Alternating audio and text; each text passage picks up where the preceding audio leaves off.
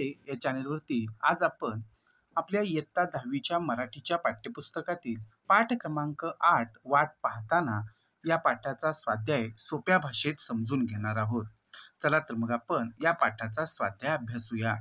स्वाध्यायामध्ये ज्या कृती दिलेल्या आहेत त्याच्यातील पहिली कृती आहे आकृत्या पूर्ण करा. अ कृती आहे लेखिकेने बालवयात उन्हाळ्याच्या सुट्टीत अनुभवलेल्या गोष्टी.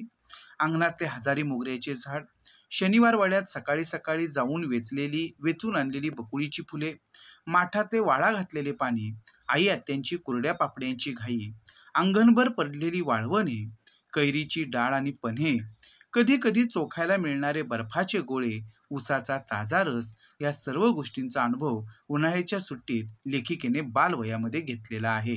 त्याचबरोबर गोष्टीची आणि कवितांची नवी पुस्तके वाचणं हा सुद्धा अनुभव लेखिकेने लहानपणी घेतलेला आहे. आकृती आहे पुस्तकांच्या वेगळ्या जगात लेखिकेला भेटलेल्या गोष्टी त्या याप्रमाणे आहेत. न पाहिलेले देश, न पाहिलेली माणसे, न अनुभवलेले प्रसंग, न जुळणाऱ्या थक्क करणाऱ्या अनेक गोष्टी. ही पोस्टमनची गुणवैशिष्ट्ये ते आपल्याला याप्रमाणे सांगता येतील. तो नुसता पत्र पोहोचवणारा सरकारी नोकर नाही, माणूस आहे, भला माणूस. आपल्या मुलाला माणसातील नाती घट्ट करणारे मानवी भावनांचे फूल दाखवतो. म्हातारीचे वाट पाहणे सुखाचे करणारे रीत जाणतो. ही कृती आहे लेखिकेला वाट पाहायला लावणाऱ्या गोष्टी. पहा, पहाटे पहाटे कोकिळाचा कुहू कुहू आवाज ऐकणे, परीक्षेनंतरची उन्हाळ्याची सुट्टी, गोष्टी कवितांची पुस्तके, उंबराच्या झाडावर बसणारा पोपटांचा थवा, कविता, आत्याची नोकरीवरून घरी येण्याची वाट पाहणे, या सर्व गोष्टी लेखिकेला वाट पाहायला लावायच्या. आता पुढे दुसरा प्रश्न आहे कारणे शोधा. त्याच्यामध्ये अविधान आहे आवाजाची वाट पाहण्याचं सार्थक व्हायचं कारण पहाटे कोकिळाचा कुहू कुहू आवाज ऐकू यावा ही रात्री झोपताना बाळगलेली इच्छा पहाटे पहाटे पूर्ण होई. आ विधान आहे म्हातारीच्या तोंडावर समाधान पसरायचं कारण दूर परगावी राहणारा आपला मुलगा आपली आठवण काढतो, आपल्याला तो त्याच्याकडे नेणार आहे या कल्पनेने तिला समाधान वाटायचे. ही विधान आहे पुस्तके वाचण्याची वाट पाहण्यात उन्हाळ्याच्या आधीचा काळ लेखिकेला वेळ लावायचा कारण पुस्तकांतून भाषेची शक्ती, लेखकांच्या प्रतिभेची शक्ती समजू लागली होती. ही आहे पोस्टमन मनानंच कोरं पत्र वाचतो कारण त्या म्हातारीला आपला मुलगा भेटणार असल्याचा आनंद मिळावा आणि तिचे शेवटचे दिवस समाधानात जावेत असे पोस्टमनला वाटत होते. प्रश्न तिसरा आहे तुलना करा. व्यक्तीशी मैत्री आणि कवितेशी मैत्री. पहा, व्यक्तीशी मैत्री आपण केव्हाही कधीही व्यक्तीला हाक मारतो, तिच्याकडे धावतो, तिच्याबरोबर भान विसरून मनातलं भरभरून बोलतो, ते आपले ऐकतेही, प्रतिसादही देते व हवी तेव्हा भेटू शकते. कवितेशी मैत्री, कविता तिच्याकडे धाव घेऊनही भेटत नसे, मात्र ती प्रसन्न झाली तर कधी धावत येऊन भेटे.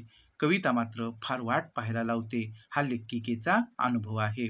चौथा आहे प्रश्न वाट पाहणे या प्रक्रियेबाबत पुढील मुद्द्यांना अनुसरून लेखिकेचे मत लिहून तक्ता पूर्ण करा.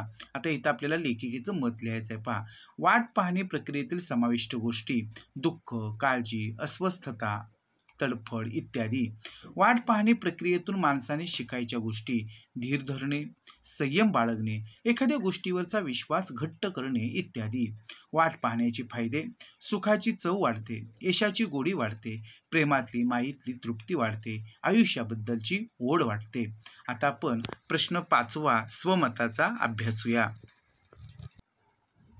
आपण प्रश्न 5वा जो वाट पाहताना या पाठावरचा आहे तो म्हणजे स्वमताचा आहे आणि याच्यामध्ये अस्वमत आपल्याला विचारलेलं आहे. कृती दिलेली आहे.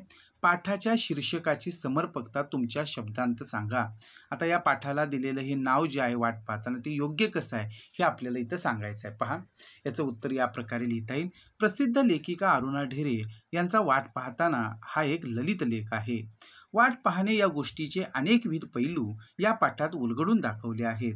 प्रत्येक माणसाच्या आयुष्यात कशाची ना कशाची वाट पाहणे ही एक अटळ गोष्ट असते.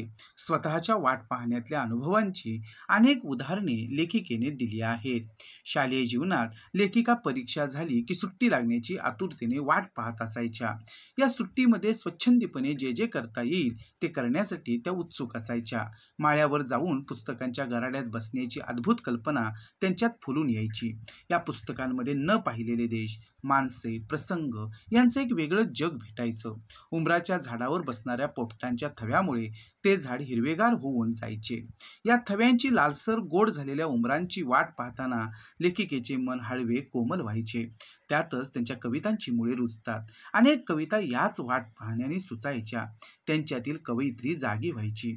नोकरीसाठी उरुळी कांचनला जाणाऱ्या आत्याची वाट पाहताना त्यांचे मन अस्वस्थ व्हायचे. अनामिक भीती मनामध्ये दाटून यायची. या सर्वांत जगण्याचाच अनुभव होता. पोस्टमनला भेटलेली म्हातारी, या म्हातारीचे वाट पाहणे, पावसाची वाट पाहणारे शेतकरी, विठुरायाच्या दर्शनाची वाट पाहणाऱ्या संतांची अभंग, यातून वाट पाहण्याची किंमत कळते. वाट पाहणे हा अनुभव कधी सुखद तर कधी दुःखद असू शकतो. त्यात कधी उत्कंठा, हुरहुर तर कधी दडपण असते. वाट पाहताना या विविध भावनांची जाणीव होते. म्हणूनच या पाठाला दिलेले वाट पाहताना हे शीर्षक समर्पक आहे. अशा पद्धतीनं या प्रश्नाचं उत्तर आपण लिहायचं आहे. आपल्याला स्वमताची आकृती दिलेली आहे. म्हातारीचं वाट पाहणं सुखाचं करण्यासाठी पोस्टमनने केलेल्या युक्तीबाबत तुमचे मत लिहा. याचं उत्तर या प्रकारे लिहिता येईल. लेखिका अरुणा ढेरे यांचा वाट पाहताना हा एक ललित लेख आहे. या लेखात वाट पाहण्याच्या अनेकविध पैलूंचे दर्शन घडविले आहे. मुलाची वाट पाहणाऱ्या म्हातारीच्या उदाहरणातून वाट पाहणे किती हुरहुर लावणारे असते हे पटवून दिले आहे. पोस्टमन इन द माउंटन या चित्रपटातील पोस्टमन एका झोपडीत राहणाऱ्या अंध म्हातारीला तिच्या मुलाने पाठविलेले पत्र वाचून दाखवण्याचे काम करीत असे. खरे तर ते पत्र तिच्या मुलाने लिहिलेलेच नसते. म्हातारी आपल्या मुलाच्या पत्राची वाट पाहायची, परंतु तिचा मुलगा तिला पत्र लिहित नसे, तिची चौकशी करीत नसे. पोस्टमनला मात्र म्हातारीचे वाट पाहणे सहन होत नसे. त्या म्हातारीला आनंद देण्यासाठी दरवेळी पोस्टमन मनानेच ते कोरे पत्र वाचायचा. म्हातारीचे शेवटचे दिवस त्यामुळे समाधानात चालले होते.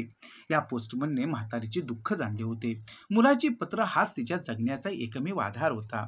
पोस्टमन नुसतं पत्र पोहोचवणारा सरकारी माणूस नव्हता. पत्र ही निर्जीव नसतात, माणसाला सुखदुःखात आधार देतात.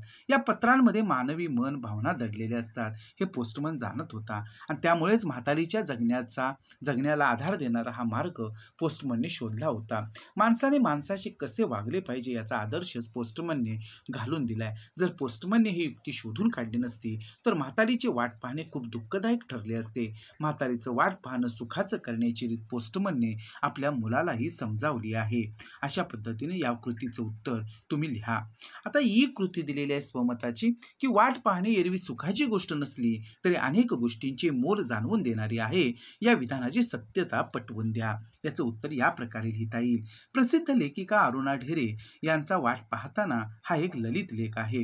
प्रत्येक माणसाच्या आयुष्यात कशाची ना कशाची वाट पाहणे ही एक अटळ गोष्ट असते. सहज मिळालेल्या गोष्टीचे मोल कळत नाही, पण वाट पाहून मिळालेली गोष्ट अनमोल असते. हा विचार लेखिकेने पटवून दिला आहे. वाट पाहण्यात दुःख, काळजी, अस्वस्थता, तडफड, भीती, हुरहुर अशा कितीतरी गोष्टी भरलेल्या असतात. वाट पाहणे हे नक्कीच सुखाचे नसते. तरी वाट पाहून मिळालेली कोणतीही गोष्ट कायम लक्षात राहते. सहजासहजी मिळालेल्या गोष्टीचे महत्त्व वाटत नाही. आपल्या मनातील एखादी इच्छा ती पूर्ण व्हावी यासाठी अधीर झालेले मन, मनात निर्माण झालेल्या शंका, हुरहुर, भीती बरेच काही शिकवून जाते. एखाद्या गोष्टीची वाट पाहायला लागते तेव्हाच तिची किंमत कळत जाते. या उलट कित्येक मोलाच्या गोष्टी सहज मिळाल्या तर त्याचे मोलच आपल्या लक्षात येत नाही.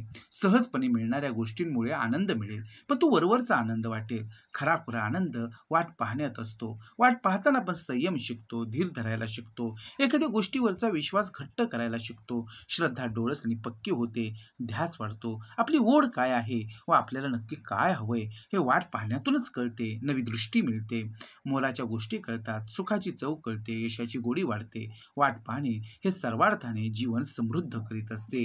अशा पद्धतीनं आपण या कृतीचं उत्तर जे आहे ते लिहायचं आहे. विद्यार्थी मित्र हो, वाट पाहताना या पाठाचा स्वाध्याय आपण पूर्ण केलेला आहे. आपण या व्हिडिओमध्ये इथेच थांबू.